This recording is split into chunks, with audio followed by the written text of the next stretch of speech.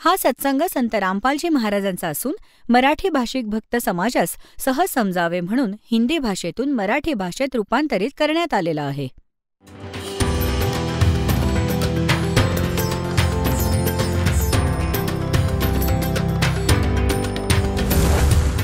और ज्ञान सब ज्ञान डी कबीर ज्ञान सो ज्ञान और जैसे घोड़ा तोब कायम करता चले मैदान.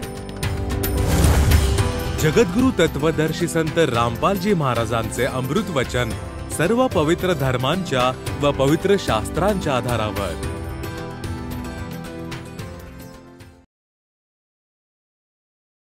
परमपिता परमात्मा पूर्ण ब्रह्म सर्व सृष्टी रचनाकार ईश्वरांच्या असीम कृपेमुळे आपण हा सत्संग ऐकायला उपस्थित राहिला आहात.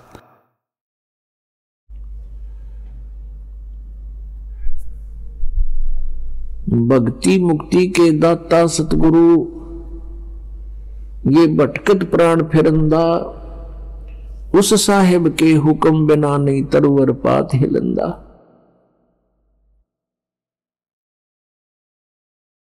परम पूज्य परमेश्वर कबीर देवजी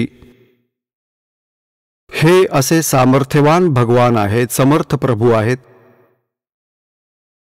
ज्यांच्या आज्ञेशिवाय एक पान देखील हलू शकत नाही, त्यांच्या मर्जीशिवाय कुठलाही प्राणी सत्संगाला येऊ शकत नाही. त्यांची मर्जी आपल्यावर कशा प्रकारे होईल? परमात्मा आत्म्याच्या सोबत आहे,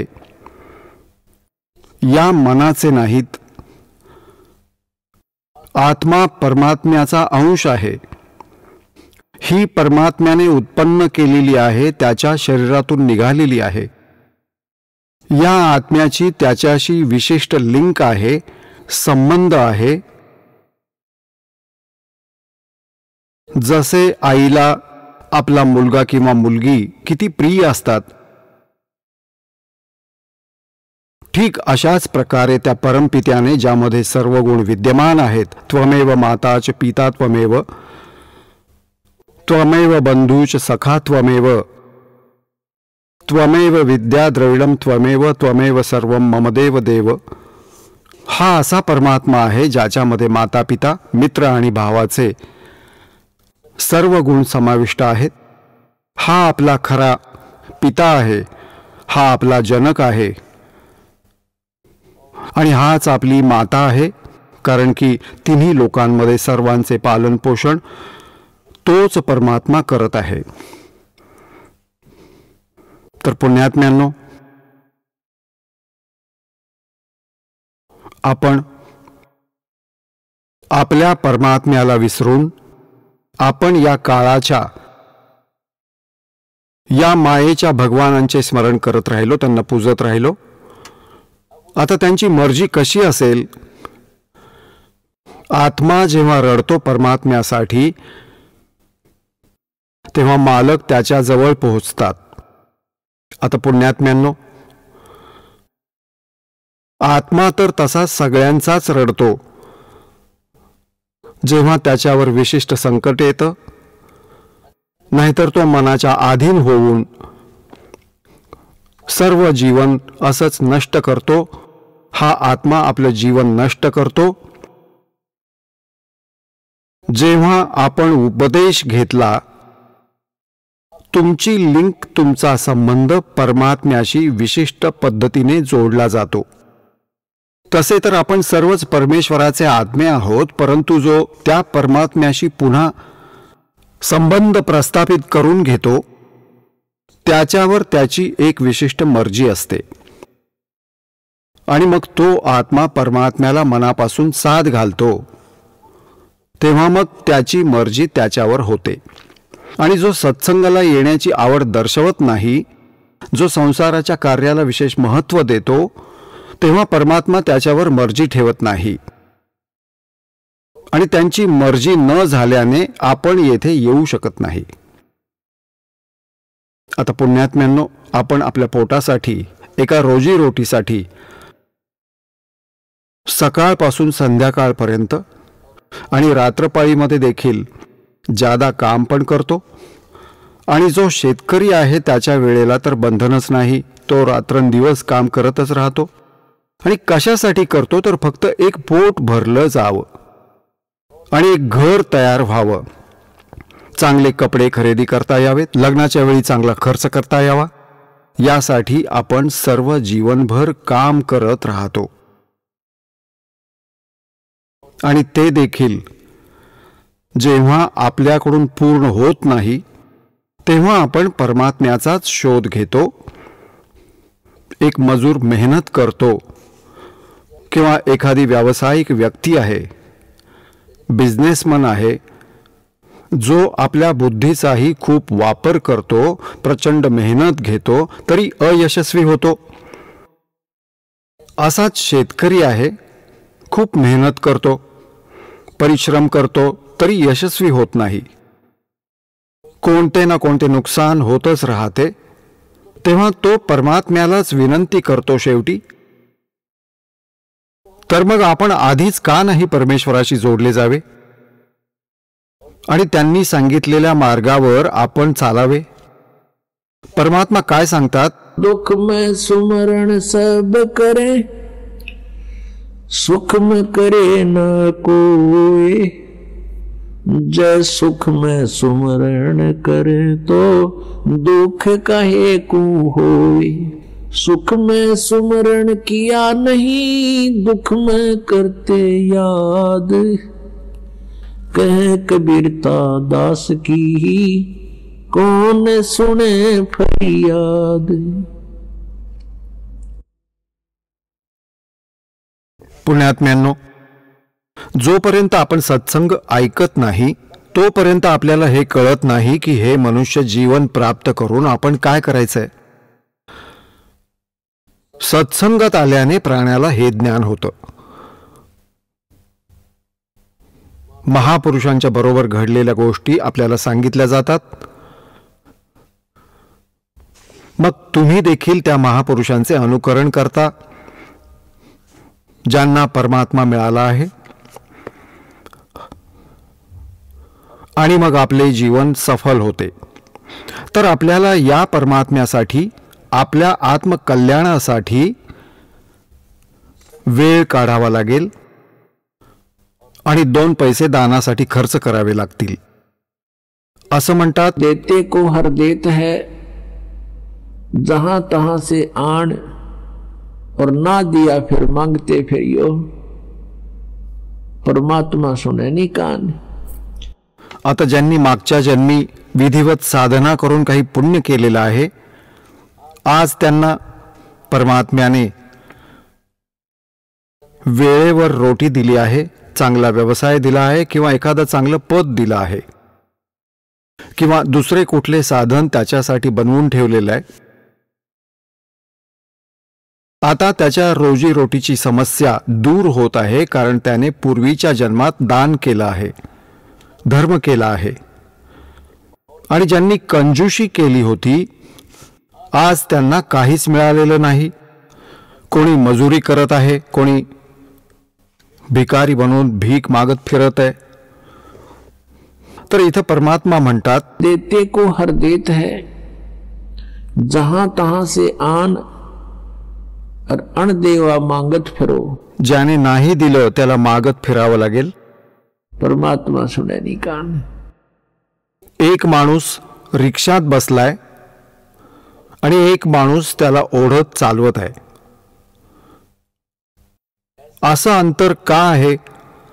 कारण की जो माणूस रिक्षात बसला आहे त्याने मागच्या जन्मी पुण्य केलंय, आणि जो रिक्षा खेचत चालवत आहे त्याने कधीही कोणत्या जन्मात पुण्य केलेलं नाही. तर पुण्यात्म्यांनो, आपला मुख्य उद्देश तर हा असला पाहिजे की आपला जन्म आणि मृत्यू नेहमीसाठी नाश होऊ देत. तरीही आपल्याला नेहमी सतर्क असायला हवं. या काळाच्या लोकाचा कुठलाही भरवसा नाही.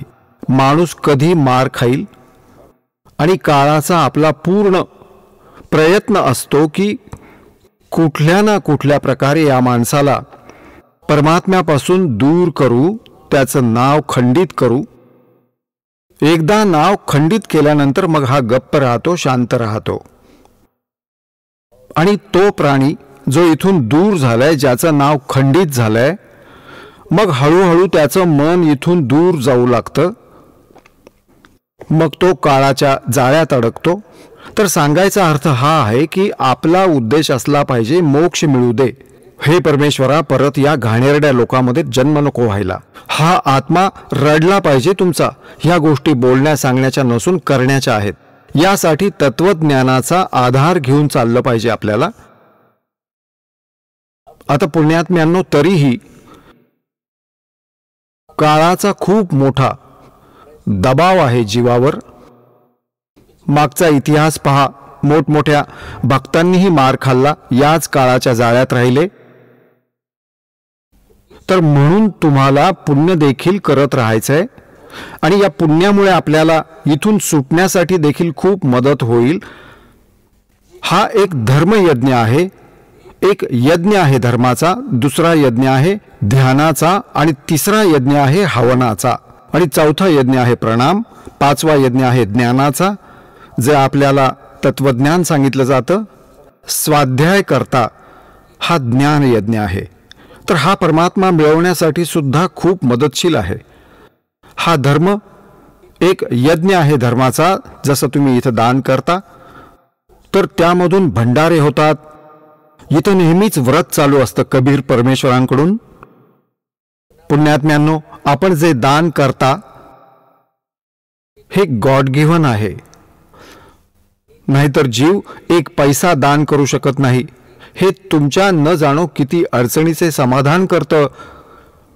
कोणाची दारू सोडवतात. जीव विकार सोडू शकत नाही. परमात्म्याची दया होते तेव्हाच मन त्यापासून दूर होतं. आणि येणाऱ्या अडचणी, कोणता खटला असेल, किंवा एखादी चोरी होणार असेल, किंवा एखादं मूल आजारी पडणार असेल, किंवा परिवारातील एखादा सदस्य रोगी होणार असेल, त्यामध्ये 10-20 हजार खर्च होणार असतील, तर परमेश्वर त्याला 100 रुपयांच्या औषधात बरे करेल. आणि पहिल्यांदा तो तुमच्यावरची ही संकट टाळेल आणि मग प्रेरणा करतो की आता दान करायला हवं. गुरुजी सांगतात, धर्म तो 10 का नहीं 10 के तीनों लोग और खैर आए तुम्हें खैर है कीजिए आत्मभोग. म्हणतात की धर्माचा नाश नाही होणार. तिन्ही लोकांचा एक दिवस नाश होणार. हे तर नष्ट होणारच, परंतु धर्माचा नाश नाही होणार. धर्म तो 10 का नहीं 10 के तीनों लोग और खैर आए तुम्हें खैर है. म्हणजे दान करण्यामुळेच तुम्ही वाचू शकता आणि करा आत्मभोग. तर पुण्यात्म्यांनो, पहिले आपल्याला परमेश्वर सुख देतो, किती दयाळू आहेत, आणि मग आतून प्रेरणा देतात की आता दान करू. आता बघता इथे किती पुण्य होत आहे. जर विश्वात कुठे आपल्याला 2 पैसे धर्मासाठी देण्याचं स्थान असेल तर तो हा बरवाला आश्रम आहे. नाहीतर पूर्ण विश्वामध्ये शास्त्रविधीचा त्याग करून मनमाने आचरण होत आहे. आणि अशा स्थानी दिलेलं दान हे कुपात्रांना दिलं जातं. गीतेमध्ये लिहिलंय, कुपात्रांना दिलेलं दान कधीच यशस्वी होत नाही. आता परमात्मा किती दयाळू आहेत. मग आतून प्रेरणा देतात की बघा, दात्याने आपला इतका बचाव केलाय, इथे असं होणार होतं पण परमेश्वराने मोठी दया केली. तर मग प्रेरणा देतात की काही दान करावं. तर म्हणतात, क्रय करावे साइया और मन में लहर उठा, दादू सरदर जीव के आ बगल हो जावे. हे किती दयाळू आहेत. आपल्या कल्याणासाठी किती दया करतात. आपल्या कल्याणावर किती लक्ष ठेवतात की कसे होणार याचे कल्याण. आणि हे स्वतः देखील म्हणतात, सोचल छिद्र मैं करूं अपने जन के काज. तर पुण्यात्म्यांनो, मोक्ष प्राप्तीसाठी देखील धर्माचे हे 5ही यज्ञ गरजेचे आहेत. जसे शेतात बी लावले, सिंचन केले नाही, खते टाकली नाहीत, तर ते बी व्यर्थ जाईल. याचप्रमाणे हे सतनाम आणि सारनाम हे तर बी आहेत. आणि हे 5ही यज्ञ सिंचन आहेत. तर हे बी उगवण्यासाठी इथे सिंचन सारखे करावे लागेल. जोपर्यंत पीक येत नाही, तर जेव्हा पीक येईल तेव्हा आपण इथून निघून जाऊ, तेव्हा आपले पीक येईल, तर अंतिम श्वासापर्यंत आपण दान देखील करायचंय, सत्संग देखील ऐकायचंय. ज्ञान यज्ञ याला म्हणतात. आणि प्रणाम यज्ञ हे 5ही यज्ञ करत राहायचंय आणि नामस्मरण देखील करत राहायचंय. तर यामुळे आपला भक्ती मोक्ष जो आहे यशस्वी होईल, आपल्याला मोक्ष मिळेल. आता असं माना की एखाद्या कारणामुळे तुमचा पाय घसरला, सतलोकात गेला नाहीत, तर इथे दुर्दशा तर होणारच आहे. 84 लाख योनीमध्ये तुम्हाला जावेच लागणार आहे. इतका आधार तुम्हाला मिळू शकेल. पुनर्जन्म झाला तर तुमच्या रोजीरोटीचा प्रश्न राहणार नाही. एखाद्या चांगल्या धनी व्यक्तीकडे जन्म होईल आणि मग आपल्याला मदत मिळेल. परंतु हे तुमच्या स्वप्नात देखील येता कामा नये की भगवान पुनर्जन्म व्हावा. असं नाही म्हणण्यामुळे नाही, तुम्हाला या ज्ञानामुळे आपल्या हृदयामध्ये, तुमच्या आत्म्यामध्ये इथला इतका द्वेष, तिरस्कार होईल. जसे एखाद्या वस्तूची ॲलर्जी होते, त्याला तोंडाच्या जवळ नेल्याने देखील उलटी होते, उबळ येते, तर अशी स्थिती तुमची होईल इथे या ज्ञानाने, या भक्तिविधीमुळे होईल. काही वेळानंतर तुम्हाला इथे कोणत्याही गोष्टीचा आनंद होणार नाही. ना कुठल्या राजकारणात, ना कुठल्या MLA, MP, मंत्री, मुख्यमंत्री, प्रधानमंत्रीच्या पदाला तुमचा आत्मा मानणार नाही जेव्हा हे ज्ञान होईल.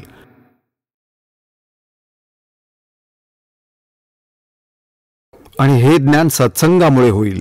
परमात्मा म्हणतात, 3 लोक का राज जीव को जय कोई दे, और लाख बधाई क्या करे जय नहीं नाम तने. मग काय सांगतात परमात्मा? अगम निगम को खोज ले, और बुद्धि विवेक विचार उदय अस्त का राज मिले, तो बिन नाम बिगार. आता पुण्यात्म्यांनो, बिगार कशाला म्हणतात? आता तर अशी स्थिती नाही राहिलेली. पहिले आमच्या वेळी आम्ही छोटे छोटे होतो तेव्हा हे 3 व्हीलर चालत असत, पेट्रोलवरच्या मोठमोठ्या 3 चाकी, ज्यामध्ये वर खाली 50 लोक भरून घेऊन जात असत. तर एक दिवस एक टेम्पोवाला आला नाही, जो त्या रोडवरून चालत असे. त्याला विचारलं गेलं की काल तू आला नाहीस काय, ठीक आहे ना? तर त्याने सांगितलं की काल मी फुकटच्या हमालीत अडकलो होतो. आता फुकटची हमाली काय असते? पोलीसवाले पकडून नेत असत, त्यांना कुठे धाड टाकायला जायचं असे. तर तो सांगत होता त्याला संध्याकाळी पोलिसांनी पकडलं परवा, आणि पूर्ण रात्र आणि पूर्ण दिवस अनेक ठिकाणी गेले, पेट्रोल पदरच्या पैशांनी टाकले आणि संपूर्ण दिवस गाडी फिरवली, आणि पूर्ण रात्र आणि पूर्ण दिवस इकडे चल तिकडे चल, आणि दुसऱ्या दिवशी रात्री 12 वाजता माझी पाठ सोडली, आणि पेट्रोल पण आपल्या पैशांनी टाकले पदरचे. तर याला फुकटची हमाली म्हणतात. फक्त खर्च होतो आणि खूप धावपळ होते, याला फुकटची हमाली म्हणतात. फुकटच्या हमालीत फसलो होतो, काही उत्पन्न झालं नाही, आणि आपल्या खिशातून पैसे खर्चले, आणि पूर्ण रात्र पूर्ण दिवस धावपळ झाली. तर जे भक्ती करत नाहीत, यांना भले उदय असतं का राज, म्हणजे पूर्ण पृथ्वीचं राज्य जरी मिळालं तरी तो फुकटची हमाली करतोय. फुकटची हमाली कशी करत आहे? मागील जन्मातील धन तो आज वापरत आहे, आणि भविष्याचं उत्पन्न त्याच्याकडे नाही, कारण की त्याच्याकडे शास्त्रानुकूल साधनं कुठलीही नाहीये.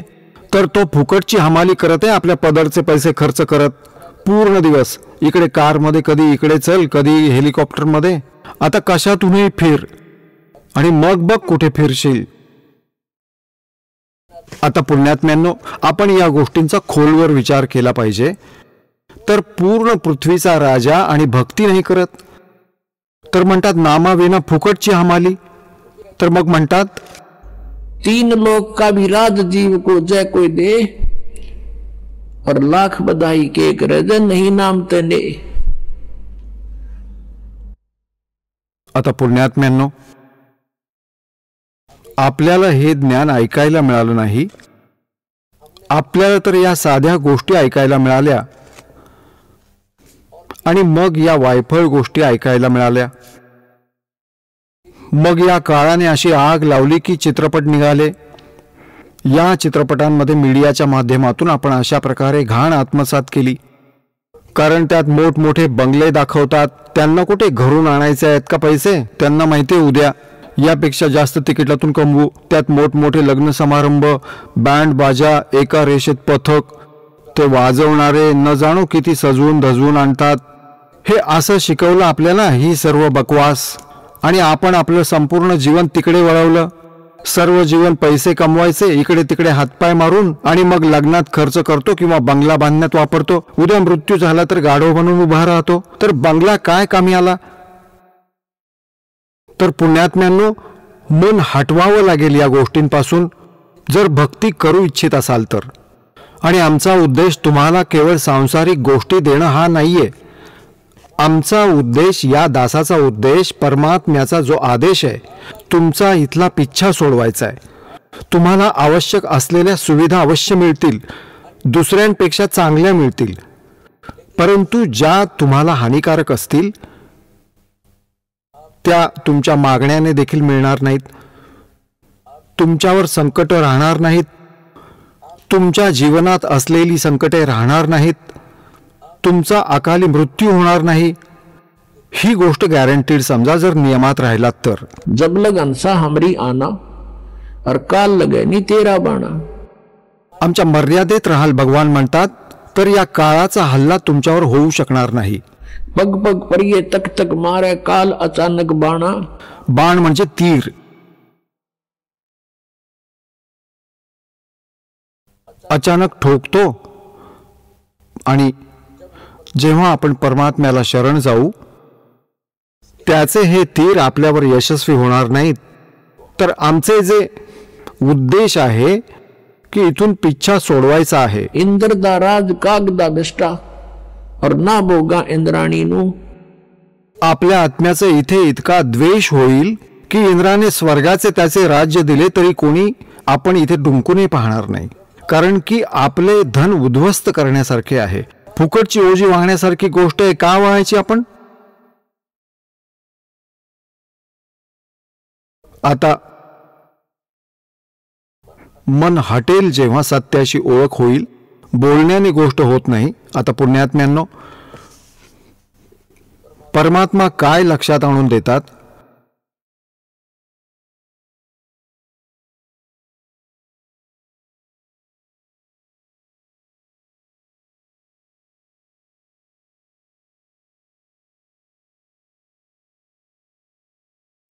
की कोटी जन्म तू इथे भटकत काढले असशील, काहीही हाताला लागले नाही.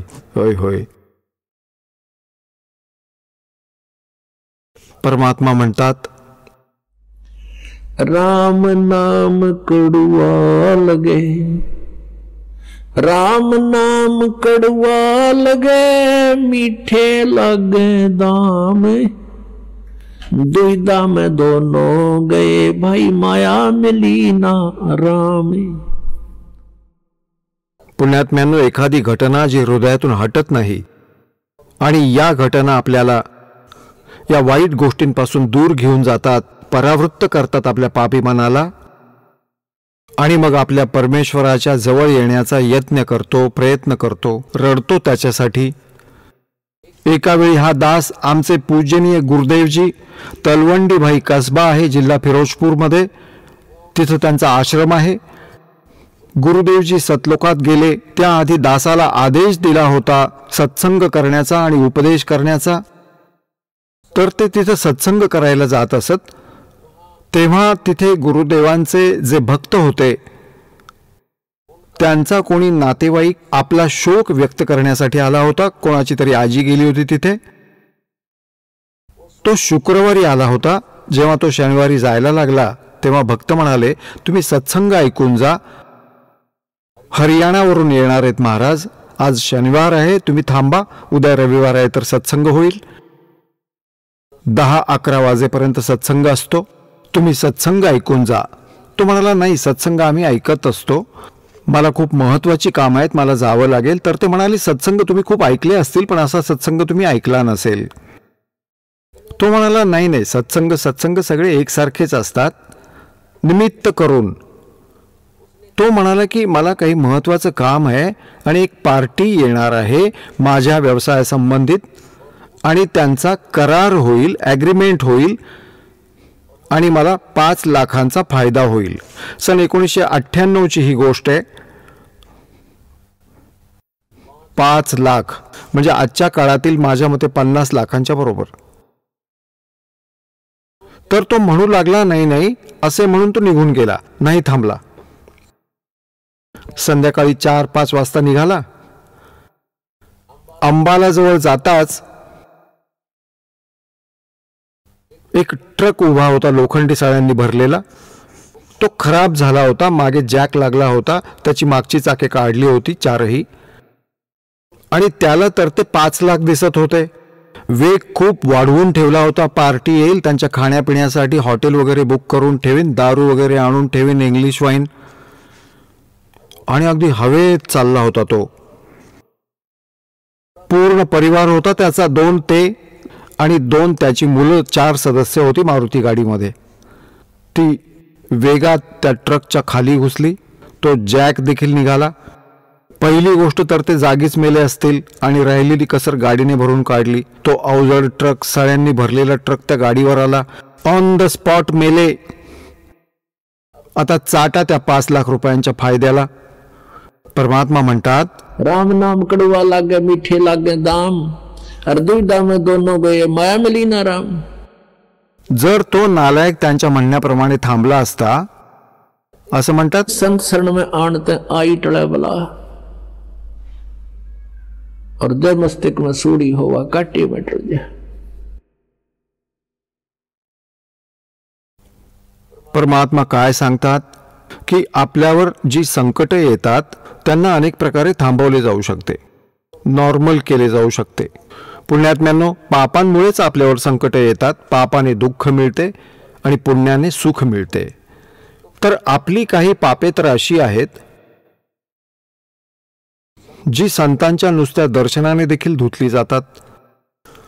काही पापे अशी असतात जी आशीर्वादाने नष्ट होतात. काही पाप अशी असतात की त्यासाठी आपल्याला दानच करावं लागतं, त्यापासून तेव्हाच बचाव होऊ शकतो. काही पाप अशी आहेत जी भजनाने, स्मरण केल्याने नष्ट होतात.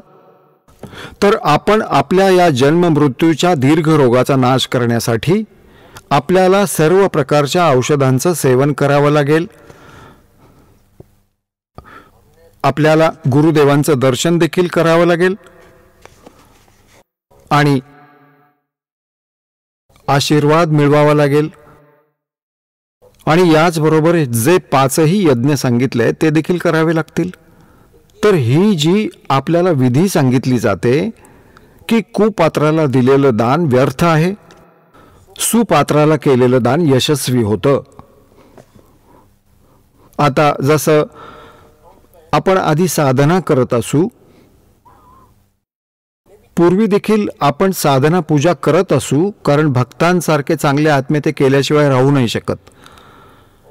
आणि त्यासाठी कालाने खूप मोठे जाळे पसरले आहे की सत्साधना न करता, संतांकडे न जात, नकली गुरूंकडे जाऊन तासनतास बसत राहा, धक्के खात राहा, भटकत राहा. शेवटी यांना पशु बनावेच लागेल, इथून ते जाऊ नाही शकणार.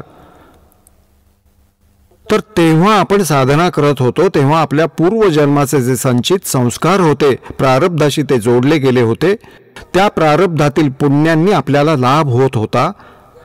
जसे वर्गात पास झालो, मग लग्न झाले, रोजगार मिळाला, मूल झाले, तर आपण हा विचार करत होतो की आपल्याला या परमेश्वरांनीच दिले आहे.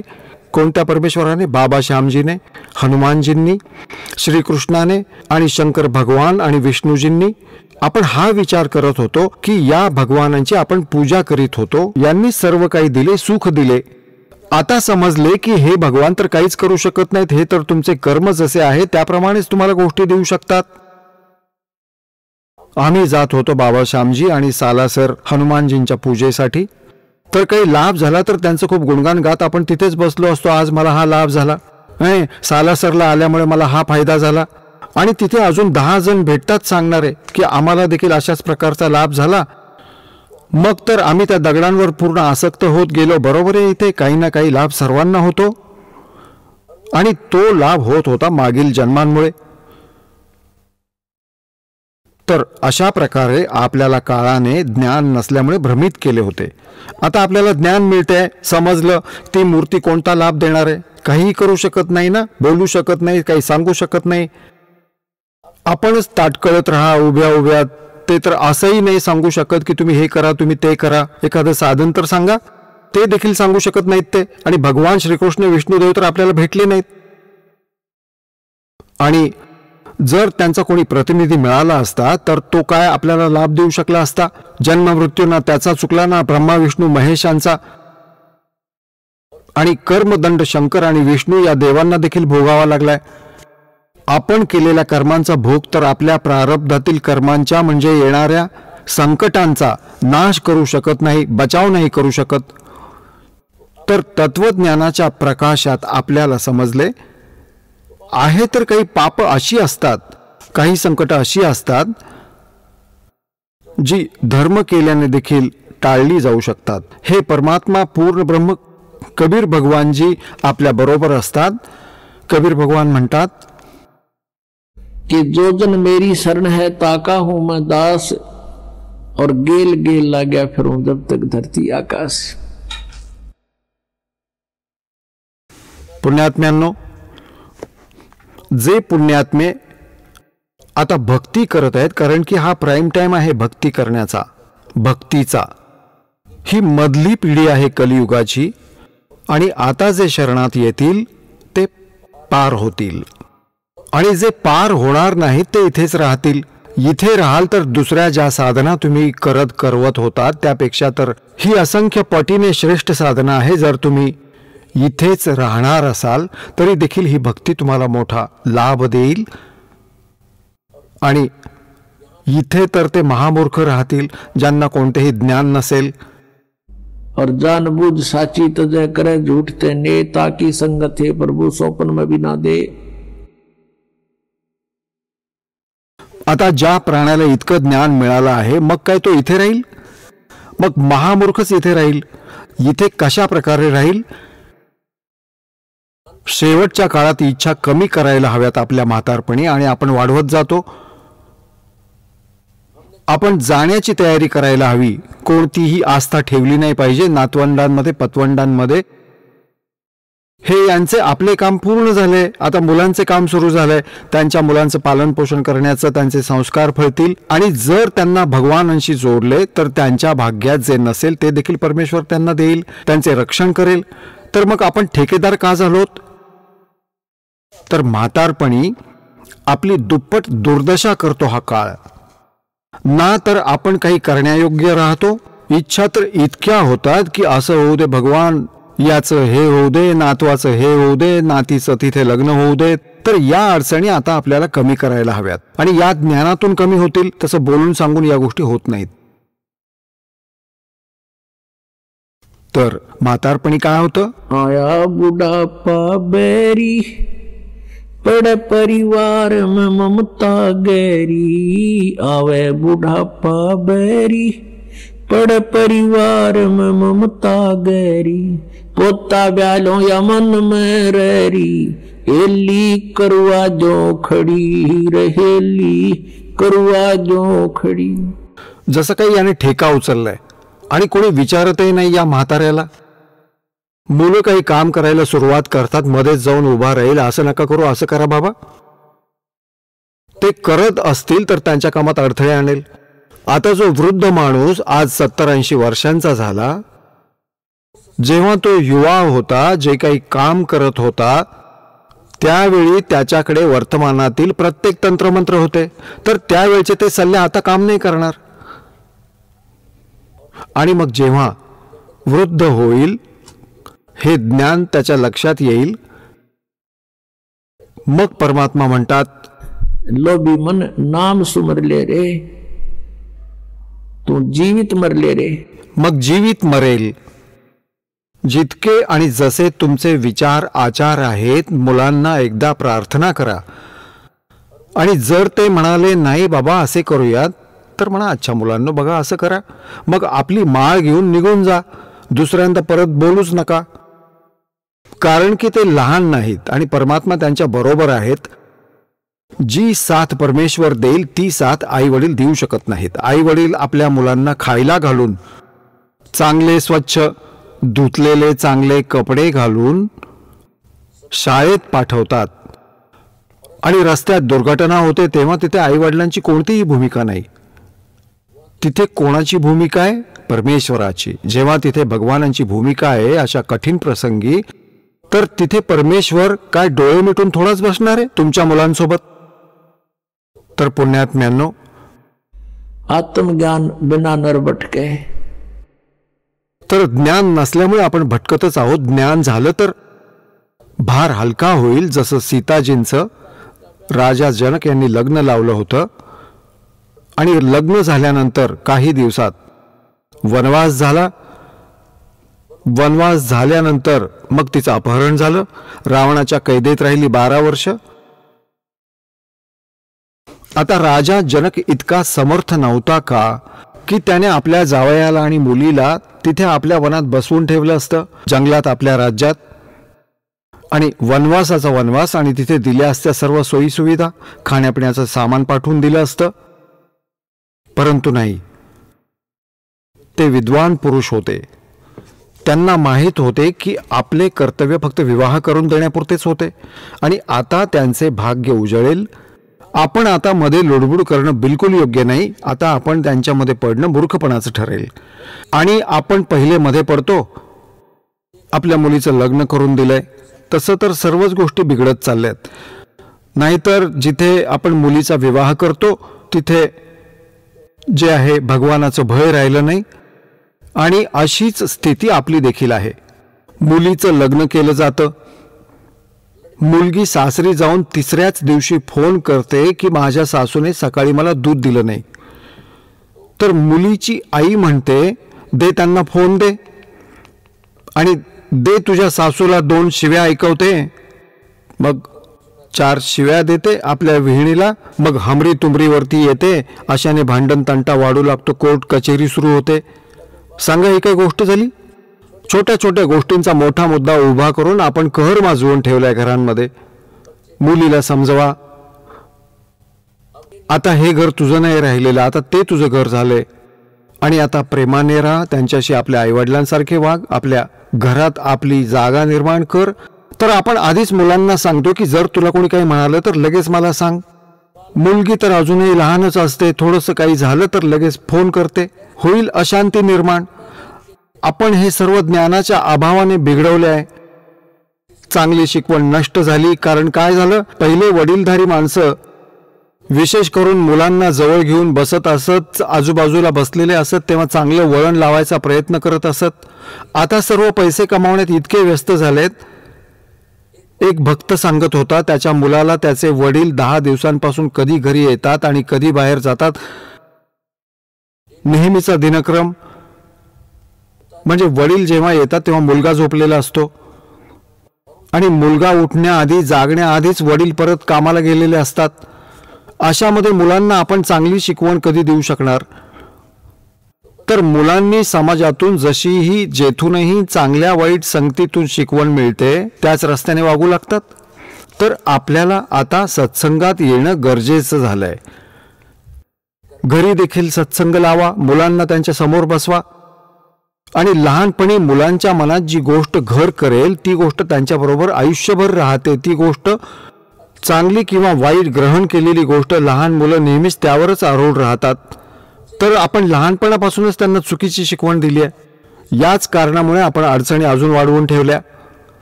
तर सत्संगामुळेच कमी होतील. तर सांगण्याचा अर्थ हा आहे,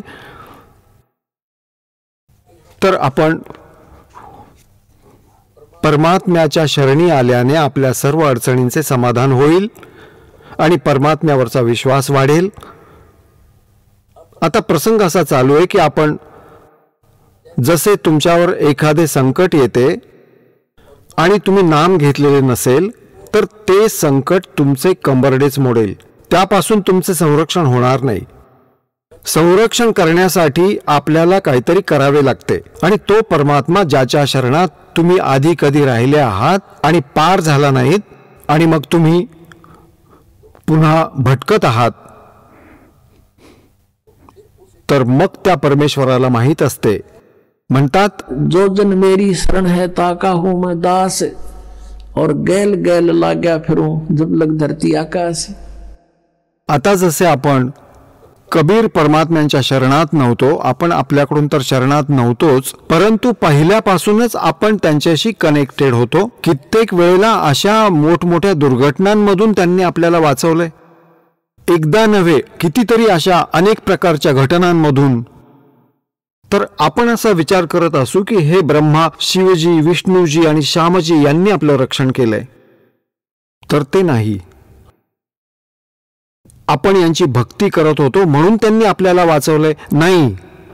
जसा एक टिटवी पक्षी होता, महाभारतात एक प्रकरण येतं, महाभारत ग्रंथामध्ये लिहिलंय की महाभारताचं युद्ध सुरू होणार होतं. समोरासमोर सेना उभी होती. त्या कुरुक्षेत्राच्या मैदानात काही दिवसांपूर्वी युद्धात सेना एकत्र येण्याआधी एका टिटवी नामक पक्षाने, त्या मादीने अंडी घातली मैदानात त्या कुरुक्षेत्राच्या. आणि जेव्हा चारही बाजूंनी सेना एकत्र येताना तिने पाहिले, तेव्हा तिच्या लक्षात आले की आपली पिल्ले मरणार, आपल्या अंड्यांचा नाश होईल. तेव्हा त्या पक्षिणीने परमेश्वराजवळ प्रार्थना केली. आता ती पक्षिणी ना रामाची पूजा करत होती, ना त्या कृष्णाची, ना गॉडची, ना अल्लाची. आता तिचा कोणी इष्टदेव नव्हता, परंतु आत्म्यातून साथ घातली. आत्म्याचा साथी कोण आहे? एक परमक्षर ब्रह्म आहे, कारण आपण त्यांच्यापासूनच उत्पन्न झालो आहोत आणि तो मदत त्याचीच करतो ज्याचे मागील जन्मातील काही चांगले संस्कार असतात. नाहीतर टिटवी तर सोडा, इथं माणसं तडफडून तडफडून मरतात, त्यांचे तो ऐकत नाही. आणि तरी आपण त्यांचीच पूजा. पहिले आपण असा विचार करत होतो हे मदत करतायत, परंतु नाही केली त्यांनी, तर जेव्हा कंबरडं मोडलं काळाने. तर सांगण्याचा भाव असा आहे, टिटवीच्या अंड्यांचं रक्षण परमात्म्याने केलं, कारण काहीही बनवलं. असं म्हणतात, इंद्राच्या हत्तीची एक घंटा तुटली होती, हत्तीला बांधत असत अशी भव्य, परंतु तिचा खूप मोठा घेर होता, ती अंड्यांवर येऊन पडली. महाभारताचे युद्ध झाले, अग्निबाण सोडले गेले, आजूबाजूची जमीन देखील नष्ट झाली, डोंगर देखील नष्ट झाले, पण अंड्यांना झळ पोहोचू दिली नाही. आता ती टिटवी कोणाची पूजा करत होती? ती रामाची पूजा करत होती, कृष्णाची करत होती, की विष्णूची करत होती, की श्यामजीला पूजत होती? आणि त्यांचे रक्षण केले ते कोणी केले? त्या पूर्व संस्कारांनी केले. जसे गीतेचे अध्याय नंबर 15 श्लोक 16 आणि 17 मध्ये 3 भगवान सांगितले आहेत, एक क्षरपुरुष, एक अक्षरपुरुष. क्षरपुरुष आणि अक्षरपुरुष हे तुमच्या प्रारब्धात कोणतेही बदल करू शकत नाही. ते स्वतः देखील नाशवंत आहेत आणि त्यांच्या अंतर्गत जेवढे प्राणी आहेत ते सर्व नाशवंत आहेत. 17व्या श्लोकात म्हटले, उत्तम पुरुषतु अन्य परमात्मा इति उदाहरते, य लोकत्रयम आविश्य विभर्ती अव्ययः ईश्वरः. वास्तविकतः पुरुषोत्तम, उत्तम पुरुष, पुरुषोत्तम, श्रेष्ठ परमेश्वर तर कोणी दुसराच आहे ज्याला परमात्मा म्हणतात. आणि तोच तिन्ही लोकात जाऊन सर्वांचं धारण पोषण करतो. कोणत्याही प्राण्याचा जसं काही देणं घेणं आहे तसंच करतो. त्यांनी तीच व्यवस्था करून ठेवली आहे. आणि विशेष परिस्थितीमध्ये तो आपल्या प्रिय आत्म्यांसाठी स्वतः देखील म्हणतात, सो छल सीधर मैं करूं अपने जन के काज. आता पुण्यात्म्यांनो, हे किती दयाळू आहेत, तरी देखील आपल्यासोबत भटकत राहतात. आपण तर मूर्खपणा करून इथेच राहतो. आणि जे आपण इथे राहिलो आहोत तर आपल्यासाठी बघा पुन्हा भटकत आहेत परमात्मा. 600 वर्षांपूर्वी आलेले कबीर परमात्मा जागोजागी जाऊन आपणहूनच आपला सत्संग सुरू करत असत. पुण्यात्मा त्यांचेही विचार ऐकण्यासाठी बसत असत. त्यांना मग चार्ज करून परमात्मा सशरीर आले होते, सशरीर परत गेले. त्या व्यतिरिक्त देखील ते जेव्हा हवे तेव्हा प्रकट होऊ शकतात. आता एकदा राजा द्रुपदची मुलगी द्रौपदी रोज गंगेवरती स्नानासाठी जात असे. तिच्या वडिलांनी आपल्या मुलीसाठी आणि आपल्या राण्यांसाठी गंगेवर स्नान करण्यासाठी घाट बनवले होते, पक्के घाट बनवले होते. तर रोज द्रौपदी स्नानासाठी तिथे जात असे. तिच्याबरोबर शेकडो मैत्रिणी, दासी देखील जात असत, नोकर वगैरे. आता परमात्म्याला आपल्या भविष्याबद्दल देखील माहिती आहे की या आत्म्यावर पुढे कोणती वीज कोसळणार आहे. त्याची देखील व्यवस्था तो आधीच करून ठेवतो. आता परमात्म्याने काय केलं, सौछल छिद्र मैं करूं. तर तिथे एक दिवस एक आंधळ्या महात्म्याचे रूप धारण करून परमात्मा तिथे गेले, जिथे द्रौपदी स्नान करण्यासाठी जात असे. आता द्रौपदी आपल्या मैत्रिणींबरोबर तिथे पोहोचली. महात्मा अंध होते, ते स्नान करत होते. त्यांच्याकडे दुसरे कोणतेच वस्त्र नव्हते, फक्त त्यांनी बांधलेला एक लंगोट त्यांच्या जवळ होता. दुसरे कोणतेही वस्त्र नव्हते. उन्हाळ्याचे दिवस होते.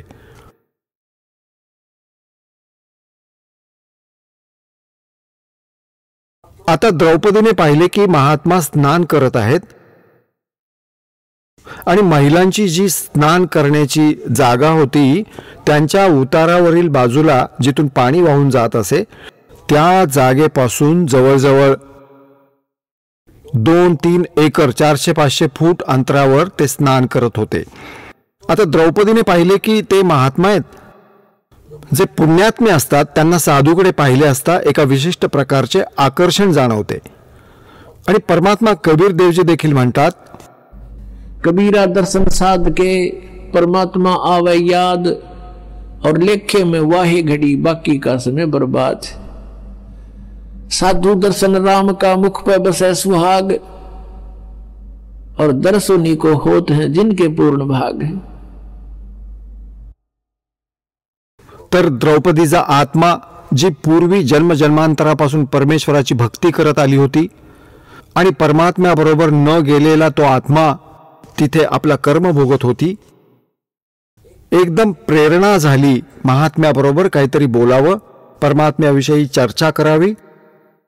मग तिने विचार केला की साधू स्नान करत आहेत, आपण देखील स्नान करून घ्यावं, मग आरामात बसून बोलूयात, परमेश्वराबद्दल चर्चा करूयात. द्रौपदीने स्नान केले.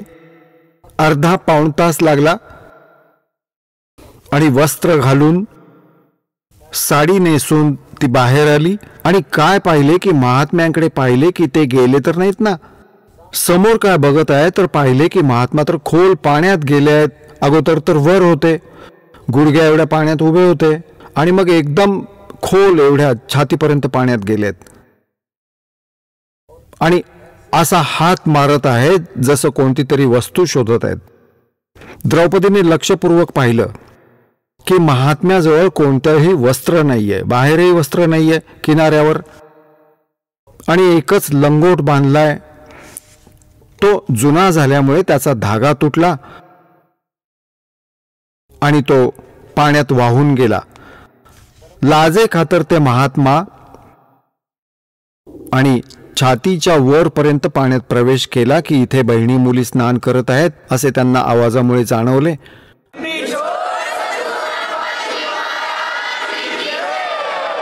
चला आता आपण त्या श्रद्धाळूंचे अनुभव जाणून घेऊया ज्यांनी जगद्गुरु तत्वदर्शी संत रामपालजी महाराज यांच्याकडून दीक्षा प्राप्त केलेली आहे, तसेच त्यांच्याद्वारे सांगितलेल्या भक्ती मार्गावर चालत आहेत.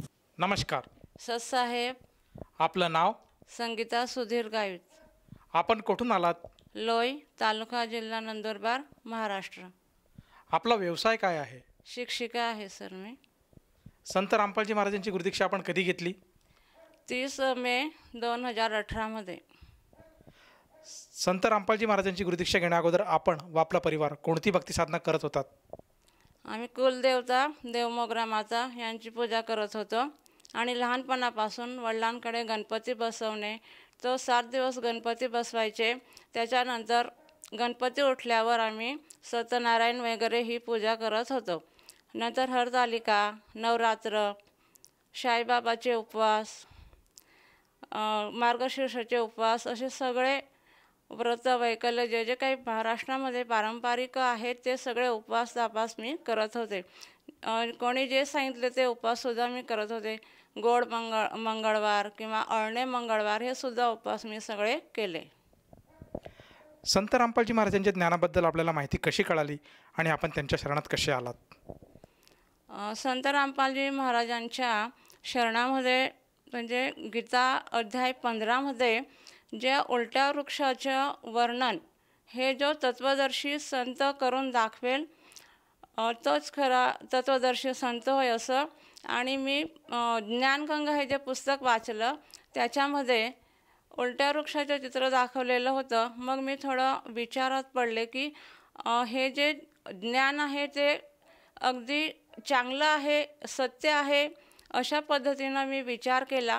आणि आमचे भगतजींनी सुद्धा नाम घेतलं होतं आणि त्यांनी सांगितलं चर्चा.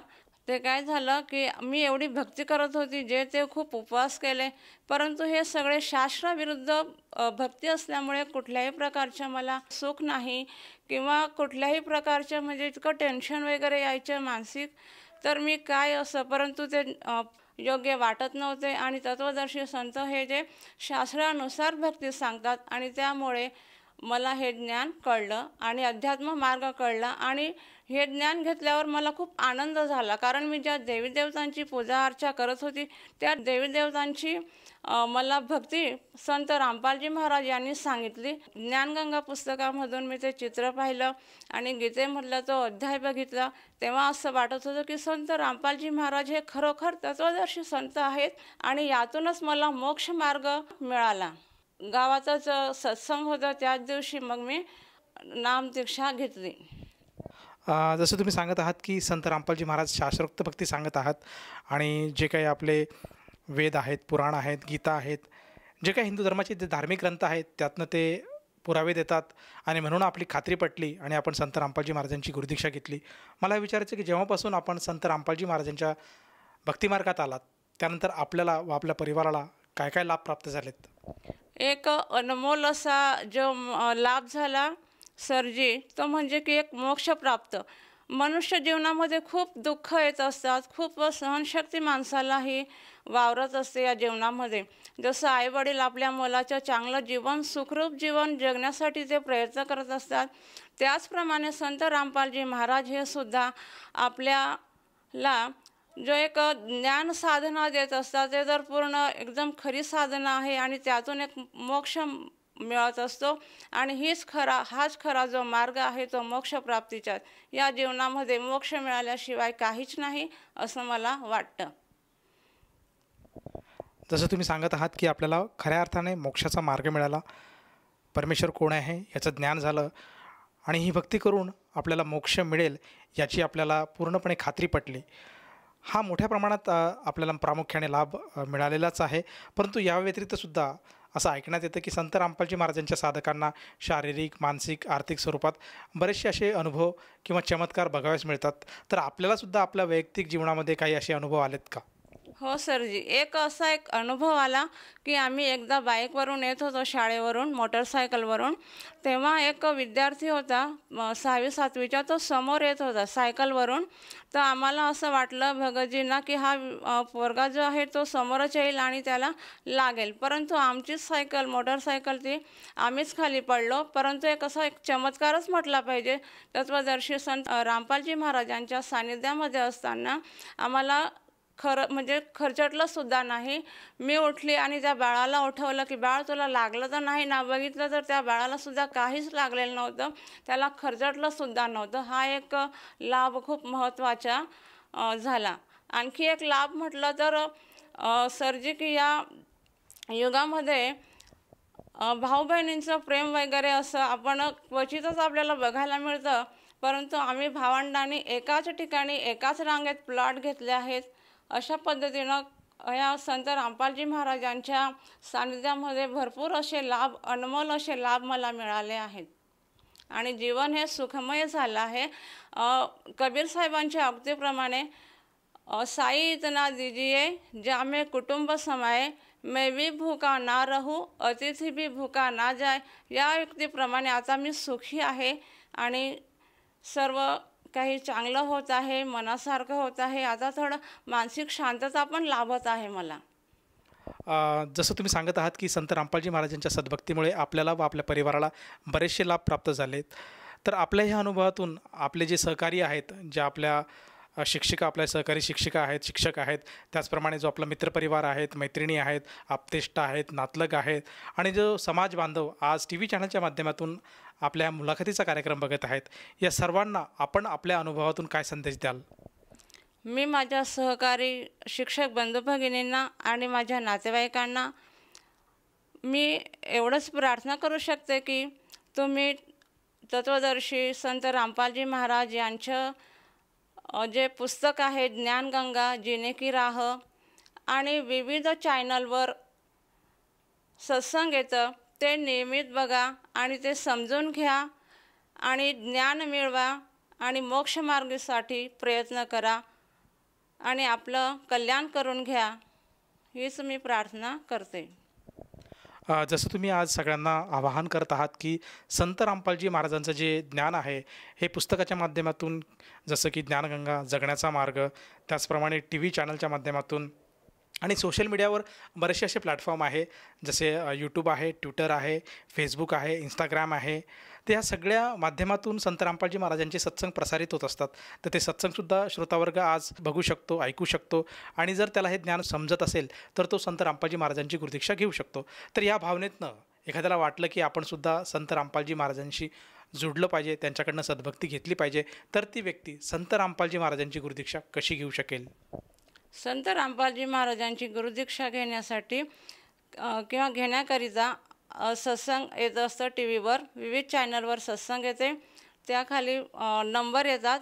त्या नंबरमधून एखाद्या नंबरवर कॉन्टॅक्ट करून आपण जवळचं केंद्र नामदान सेंटरवर फोन करून आपण ते घेऊ शकतो. जसं तुम्ही सांगत आहात की सत्संग प्रसारित होत असताना TV चॅनलच्या माध्यमातून TVच्या स्क्रीनवर बरेचसे नंबर फ्लॅश होत असतात. त्यापैकी कुठल्याही एखाद्या मोबाईल नंबरवर जर संपर्क साधला तर साधकाला जवळच्या, अगदी जवळच्या आपल्या जिल्ह्यामध्ये जे काही संत रामपालजी महाराजांचं नामदान केंद्र आहे त्याचा पत्ता मिळेल आणि तेथे जाऊन ती व्यक्ती संत रामपालजी महाराजांची गुरुदीक्षा घेऊ शकेल. मला हे विचारायचं आहे की या नामदीक्षेसाठी, या गुरुमंत्रासाठी त्या साधकाला किती पैसे मोजावे लागतात आणि आपणसुद्धा जेव्हा सर्वप्रथम संत रामपालजी महाराजांची गुरुदीक्षा घेतली तेव्हा आपणसुद्धा संत रामपालजी महाराजांना किती पैसे दिले होते? अजिबात नाही सर. ही नामदीक्षा घेताना मला 1 रुपयासुद्धा द्यावा लागला नाही. उलट मी जेव्हा नामदीक्षा घेतली तेव्हा मला संत रामपालजी महाराजांचा फोटो आणि भक्तिबोध हे पुस्तक मिळालं आणि काही नाही, 1 रुपयासुद्धा मला खर्च आला नाही. आणि ज्यांना कोणाला घ्यायचे आहे ते सुद्धा निःशुल्कपणे नामदीक्षा घेऊ शकतात. धन्यवाद सतसाहेब.